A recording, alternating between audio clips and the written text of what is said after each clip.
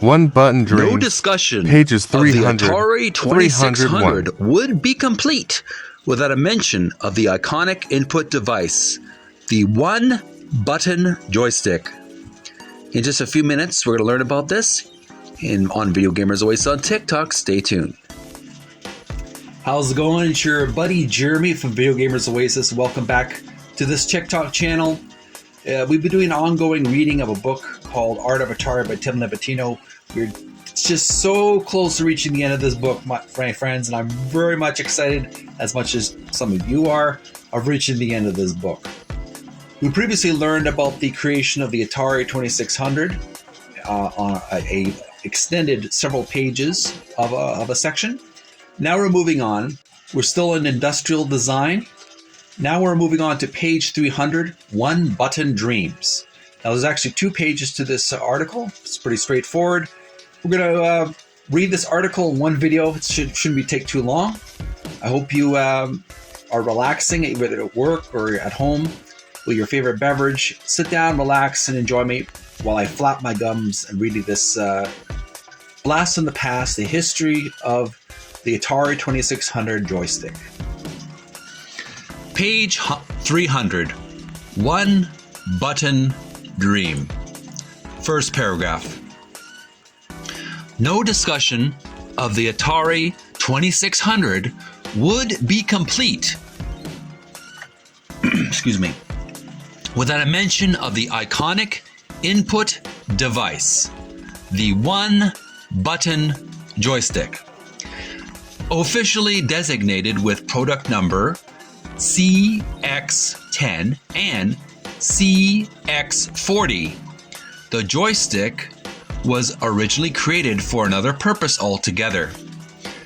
While development on the 2600 continued, Atari was busy promoting its line of dedicated consoles to succeed Home Pong, like Super Pong, Super Pong 10, Pong Doubles, and others.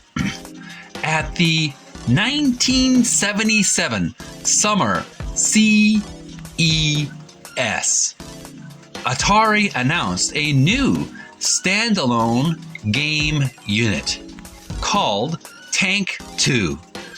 The console was created with a military look by industrial designer Kevin McKinsey.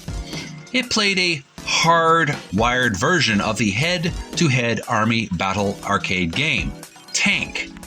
Ostensibly planned as one of Atari's more elaborate standalone units, Tank 2 was to be released first through Sears, then later with Atari branding. However, the console's production was canceled late in 1977, but a crucial part of McKinsey's design would see another life. The modular joysticks, specifically made to fit into the squared housing of Tank 2, would finally be released as the iconic Atari 2600 joysticks. When asked about the joysticks, McKinsey said, "I was always embarrassed. It wasn't the easiest controller to hold in your hand, with angular edges and kind of square. But it," column to the right, "but it was designed to nest in that Tank game. It ended up as a stand-alone thing, but didn't go with anything else on the 2600. Visually, really. Initially, they were going to be hard-wired, but I thought if I put them on umbilicals, 2 people could play simultaneously. I tried to make the boot look no-nonsense and military. The only reason I put a boot on it was because it looked like something that might be on a tank, to keep out dust, dirt, and such. That compass rose was originally hot stamped in yellow, but by the time it got into production, to cut costs, there were some changes done. While McKinsey appreciates the now iconic status of his joystick design, he has mixed feelings. If I were going to design an XY controller, It wouldn't look like what I designed. It wasn't very ergonomic. If I knew it was going to sell that many, I would have designed it easier to hold. But it stayed the same, right down to how it actuated on the inside. Even though it's generally absent on modern consumer electronics, signature textures played a big part in the design of Atari products. And the 2600 controllers and console were no exception. McKinsey explained, pebble texture was fairly typical. It wasn't unusual to put some kind of texture on them. It's an acid-based process where you photo etch the texture inside the mold.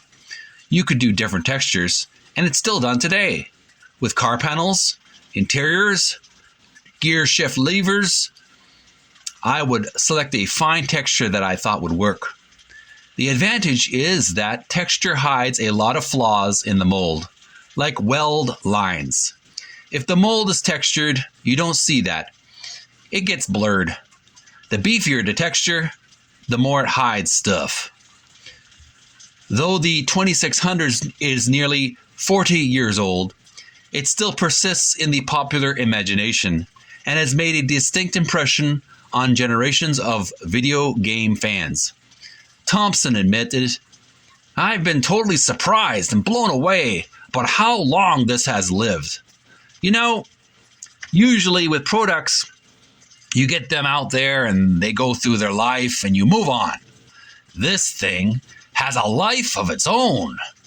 There's this cult following. For these things to live so long is so unusual. That's so gratifying. I think we were all pretty gratified about getting our products out, going to the trade shows, and seeing the excitement around your products. That's really good for you. Gives you the courage to do something else. End paragraph.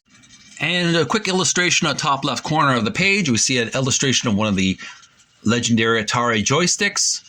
The description reads for this photograph, the original CX10 model joysticks were distinguished from later models by the small, quote-unquote, Atari badge on the stick and the lack of the word, quote-unquote, top at the front of the orange compass rose graphic, which was added later. I remember playing many video games on the Atari 2600 using that very kind of controller. It was a lot of fun. And here's a close-up of the another photograph on the top right corner of the page. Description reads, dedicated tank console with joysticks, later used in the Atari 2600. Designer, Kevin McKinsey. So we actually have a Tank 2 video game built into a console. We still have some consoles like this, but it's a console built in with a video game. In this case, the Tank game. It's a gray model, and they use the same kind of joysticks in the 2600 machine.